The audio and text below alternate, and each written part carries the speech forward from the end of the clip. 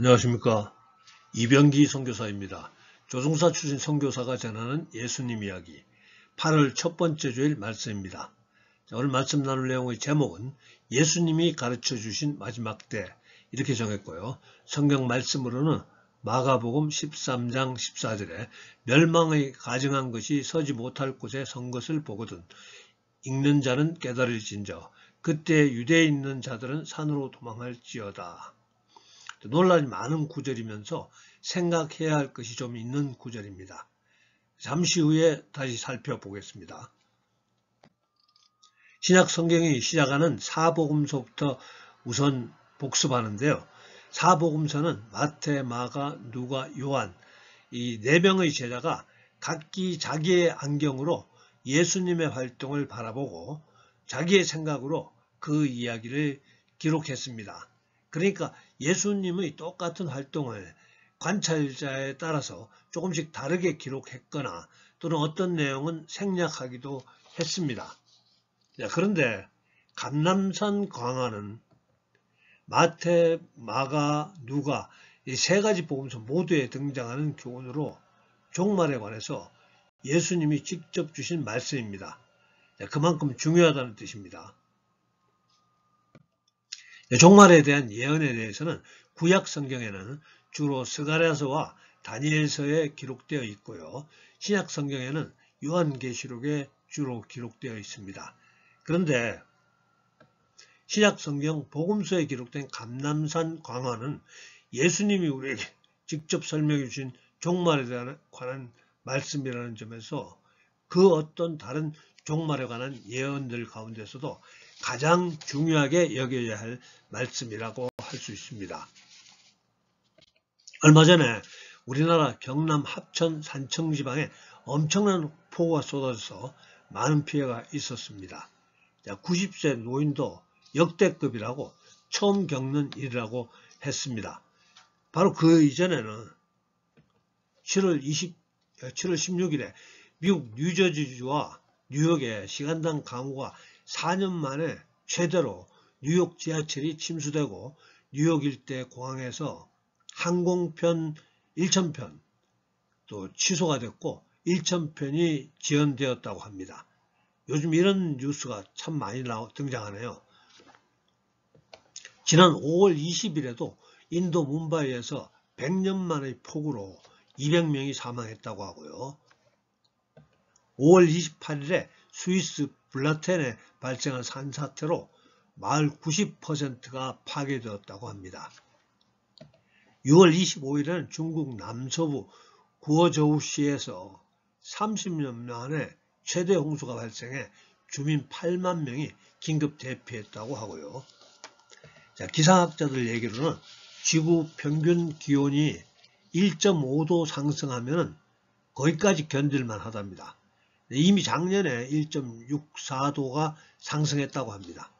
이처럼 현재 지구촌 온난화가 극심해지고 있다고 하고요. 최근에도 우리나라 바다에 아열대 어종이 잡힌다고 하네요. 그래서 이번 주에는 마지막 때에 대해서 생각을 좀 하게 되었습니다. 예수님의 설교 감람산 광화를 간단하게 소개하면요. 예수님이 십자가에 달리시기 며칠 남지 않은 어느 날 예수님이 제자들의 질문에 대답해 주신 마지막 때 징조입니다. 마가복음 13장 5절에 예수께서 이르시되 너희가 사람의 미혹을 받지 않도록 주의하라. 많은 사람이 내 이름으로 와서 이르되 내가 그러하여 많은 사람을 미혹하리라. 이단을 연구하는 국제종교문제연구소 보고에 따르면 현재 우리나라에 자기가 재림예수라고 자처하는 사람이 50명이 넘는다고 합니다. 우리나라가 아마 세계에서 가장 많은 예수님을 보유한 나라일 것 같습니다. 그런데 이단들도 정통 기독교를 향해서 이단이라고 하니까 일반인들은 이단을 구분해내기가 정말 쉽지 않을 것 같습니다. 1차적인 이단 구분은 성경 기록과 다른 교리를 주장하는 것이 바로 이단입니다. 예를 들어 성경에는 오직 예수님을 통해서만 구원받을 수 있다고 했는데 자기를 통해야 구원받을 수 있다고 한다거나 또 다른 종교를 통해서도 구원이 가능하다고 하면은 바로 이단입니다. 그러니까 그런데 또 일반인들은 성경을 잘 읽지 않기 때문에 성경과 다른 것을 알 수는 없겠죠. 그냥 제가 우리 기독교에서 이단으로 지정했거나 또 이단성이 있다고 여러 정통 보수교단에서 결정한 우리나라에서 활동하는 유명 종교단체, 유명 종교인만 조금 소개해 드리겠습니다. 유명한 그 통일교 수장 한학자라는 여자는 자기들끼리 참어머니, 메시아, 독생녀로 불립니다. 웃기는 소리입니다. 구원파 박옥수, 이 사람은 깨달음을 통해서 구원을 얻는다고 하면서 기존 교회와 다른 이상한 교리들을 가르칩니다. 신천지 이만희, 이 사람은 자기를 통해서 구원을 얻게 된다고 하고요. 자칭 메시아죠. 요즘 새로 등장한 유명해지기 시작한 사람으로는 사랑침례교회 정동수 씨도 이단성이 있다고 여러 교단에서 결정했습니다.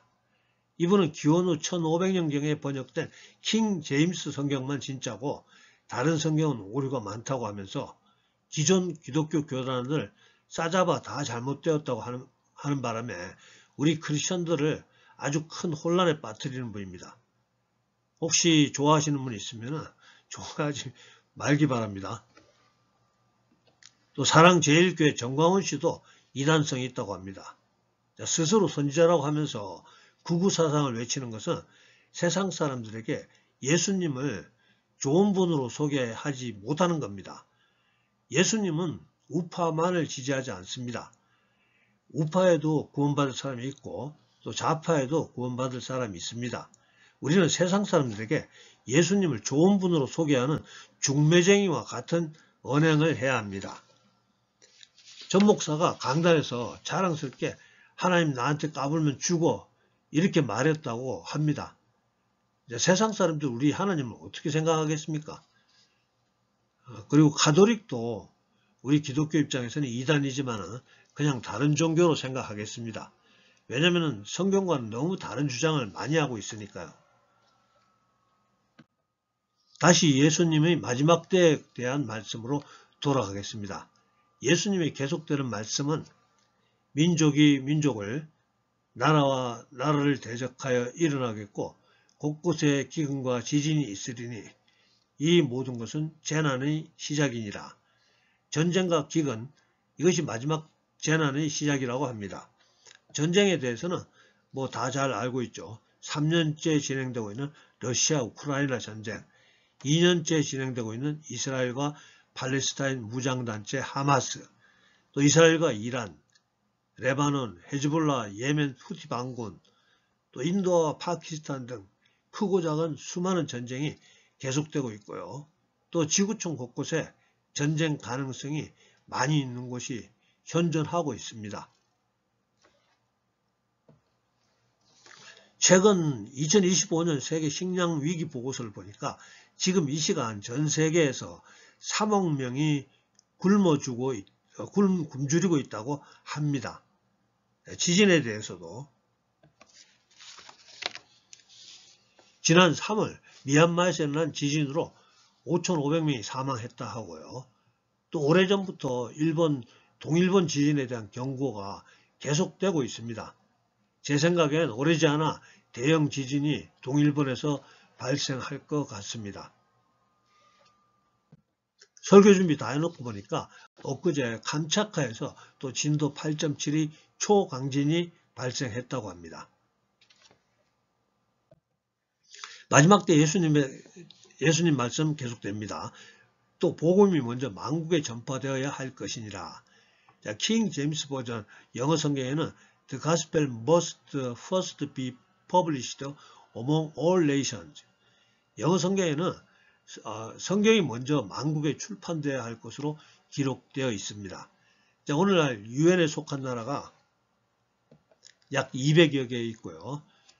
이 국가 중에 복음이 아직 전파되지 아니한 나라는 없다고 합니다.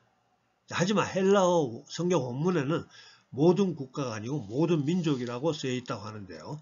그래서 민족에 대해서 알아보니까 현재 전 지구상에 6,800여 종족이 살고 있고요. 이 종족들은 각기 자기 언어를 사용하고 있습니다. 성경 번역 선교회에 비롯한 다양한 선교단체들이 통계에 의하면 현재까지 대략 3,000개 종족으로 성경 번역되었다고 하고요. 나머지 4,000여 개 종족은 아직 번역이 되지 않은 상태라고 합니다. 오늘날 과학기술 발전으로 볼 때 앞으로 15년 정도, 2040년 정도면 성경이 지구상의 모든 종족 언어로 번역될 것이라고 전망하고 있습니다. 이것 또한 역사의 종말과 예수님 재림이 가까웠음을 보여주는 또 하나 징조가 될 것 같습니다. 예수님 말씀 계속됩니다. 본문 말씀으로 선정했고요. 멸망의 가정한 것이 서지 못할 곳에 선 것을 보거든 읽는 자는 깨달을진저 그때 유대인 자들은 산으로 도망할지어다. 자, 가장 논란이 많이 되는 구절 중에 하나인데요. 멸망의 가정한 것이 무엇이고 서지 못할 곳은 또 어디인가라는 의문입니다. 수많은 신학자들이 이 구절을 연구하면서 석사학위 받고 박사학위 받았습니다. 저는 우리 성도님들이 그런 복잡한 과정 통과할 필요 없이 보통 사람들이 충분히 이해할 수 있는 두 가지 학설만 소개하겠습니다. 제가 가장 가능성이 있다고 주장하는 첫 번째 학설은 이렇게 시작됩니다. 전쟁과 기근과 천재지변으로 세상이 엉망진창되고 폭력이 난무하게 됩니다. 즉 무질서 상태가 됩니다. 그때 전 세계를 향해서 놀라운 통치력을 발휘하는 정치, 종교 지도자가 등장해서 하나하나 질서를 잡아갑니다.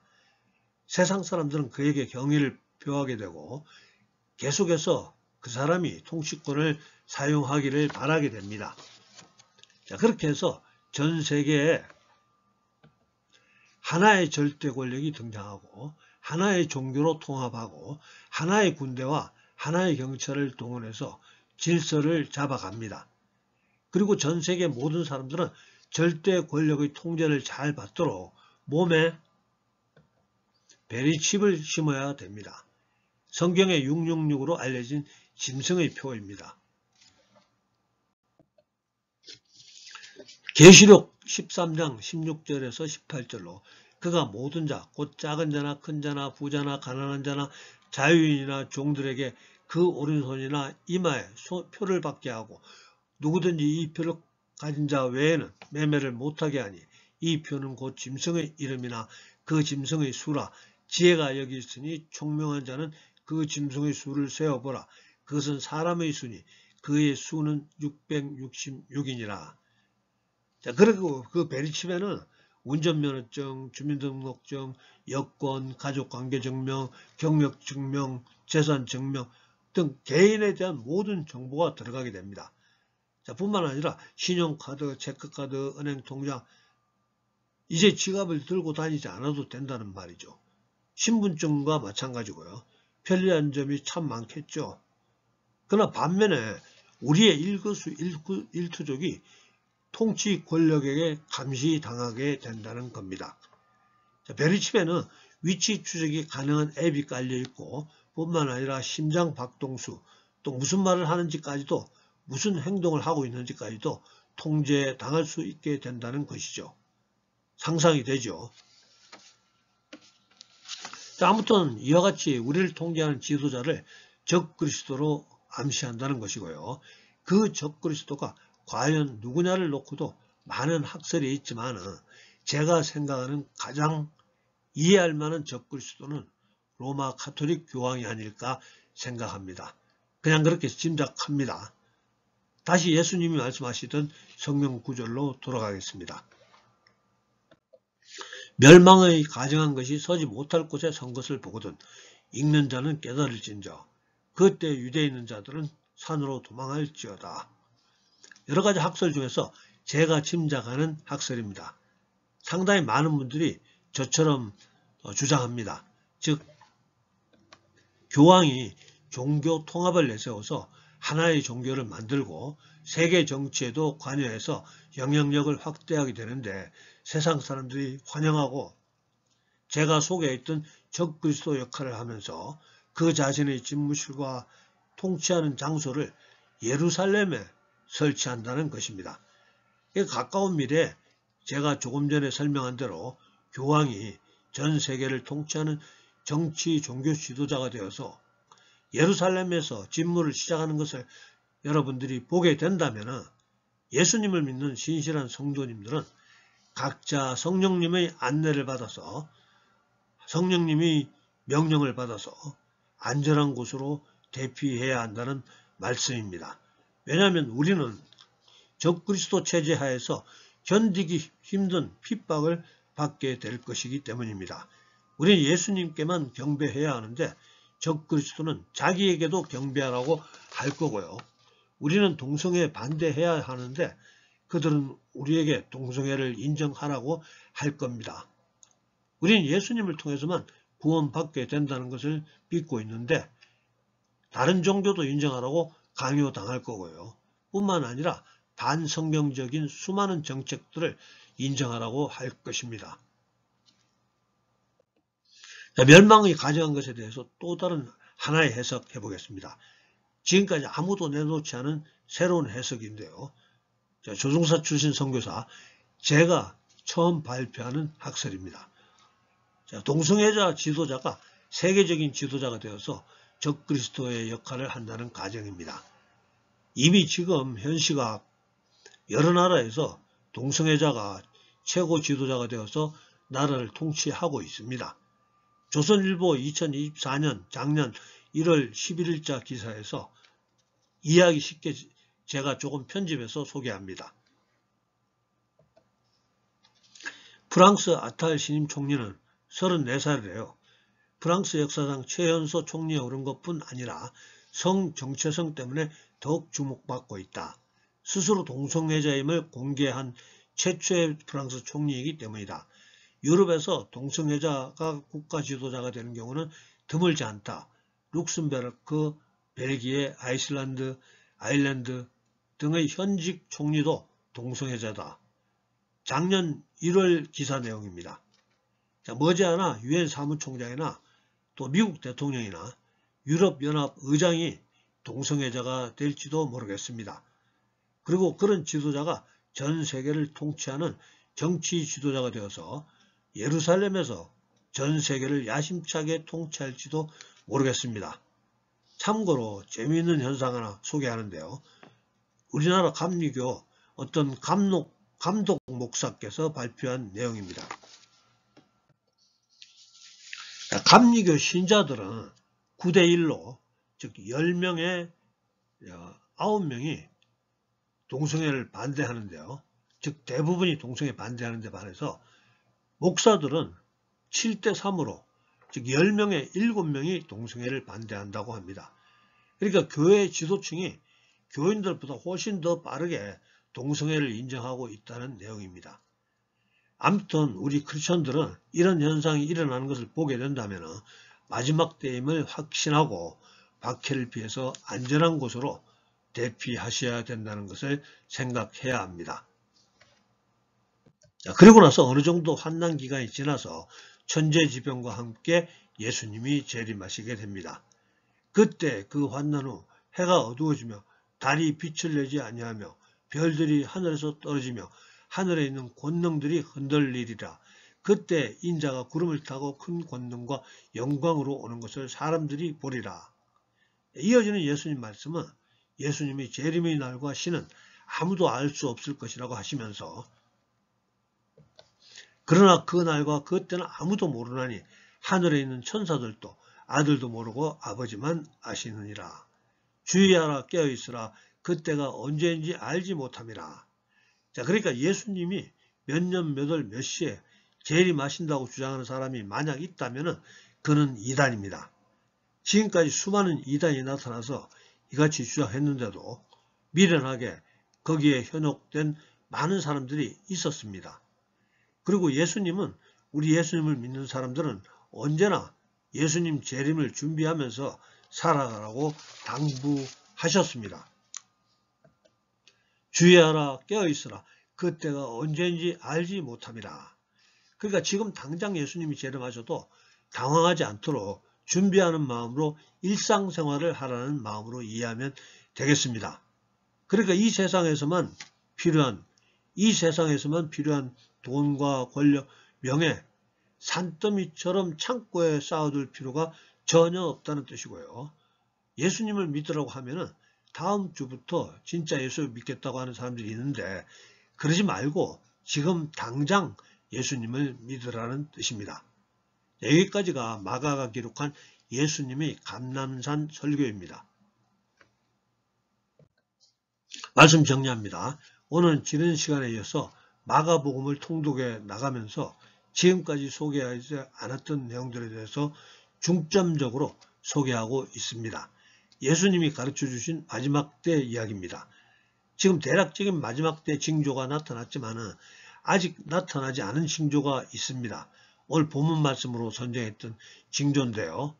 마가복음 13장 14절 멸망의 가증한 것이 서지 못할 곳에 선 것을 보거든 읽는 자는 깨달을진저 그때 유대인 자들은 산으로 도망할지어다. 여러가지 그럴듯한 학설들이 많이 있었지만 제가 대표적인 두 가지 학설만 제시했습니다. 첫 번째는 훌륭하게 보여주는 적그리스도가 나타나서 예루살렘에서 전 세계에 대한 통치를 시작하면 우리는 곧이어 우리 크리스찬들에게 닥칠 극심한 핍박에 대비해야 한다는 겁니다. 자, 두 번째, 역시 훌륭하게 보여주는 사람인데 그 사람이 동성애자일 경우입니다. 자, 훌륭하게 보여주는 동성애 지도자가 등장해서 예루살렘에서 전 세계에 대한 통치를 시작하면 우리는 극심한 박해를 대비해야 합니다. 자, 사랑하는 성도 여러분, 예수님 말씀하신 대로 우리는 지금 당장 예수님이 오신다고 해도 당황하지 않도록 그때를 준비하는 심정으로 일상생활을 해야 합니다. 주의하라 깨어있으라 그때가 언제인지 알지 못함이라. 할렐루야. 기도하겠습니다.